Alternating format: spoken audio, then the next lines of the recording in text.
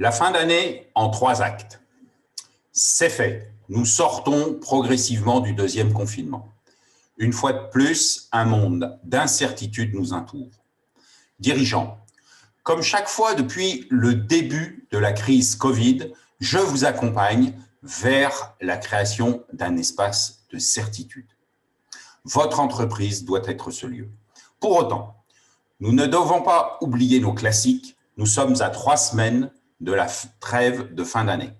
Il ne reste plus que quelques jours pour clôturer celle-ci. Pas de précipitation, pas d'acharnement inutile, une démarche construite et des actions concrètes. Quoi que vous fassiez, l'année 2020 sera ce qu'elle est, une année différente, une année perturbée. Alors, que faire? Vous devez déterminer 3 axes de travail pour le 20 décembre, vos 3 incontournables. Ces objectifs doivent être très clairs et surtout accessibles, fussent-ils en deçà des ambitions initiales. Vous devez clôturer l'année de votre entreprise, de vos filiales, de vos services par une approche positive. Acte 1, définir les 3 incontournables accessibles pour l'entreprise, pour chaque filiale, pour chaque service, pour chaque collaborateur. Au 1er décembre, votre cible essentielle est le démarrage de janvier, les premières marches de la nouvelle année.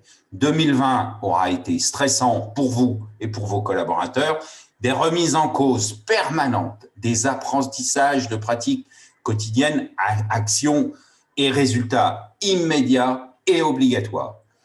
Vos collaborateurs, dans leur immense majorité, ont travaillé dur dans des conditions mouvantes.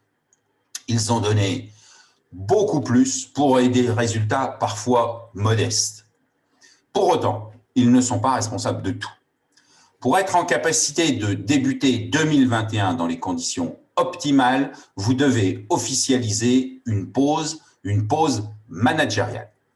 Jusqu'au 20 décembre, vos 3 incontournables sont dans la ligne de mire. Vous, vos équipes, vos managers doivent être en permanence dans des actions d'accompagnement et de contrôle pour que chaque collaborateur les atteigne. Le 20 décembre, le 18 ou le 19 plus exactement, c'est fini. À compter du 21 décembre, plus d'actes de management d'objectifs.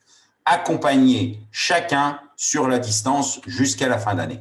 Pas de communication collective, dans tous les cas réduite au plus simple. Pas de communication d'attente, d'objectifs, d'ambition, d'approche, peu importe le mot que vous utilisez, ne menez pas d'action pour faire mieux ou plus. Pas de souci, nous n'avons jamais eu des collaborateurs qui s'arrêtent au moindre silence managérial. Non, la plupart, en fait tous les meilleurs, vont clôturer l'année par leurs actions en attente. Ceux qui n'auraient pas œuvré n'œuvreront pas, peu de changements. Donc, peu d'incidence à court terme. En fait, le bénéfice est exclusivement le 4 janvier. Entre le 4 et le 7 janvier, vous devez lancer votre année. Et si dans les derniers jours de 2020, vous mettez la pression, celle du 4 janvier n'aura aucun résultat.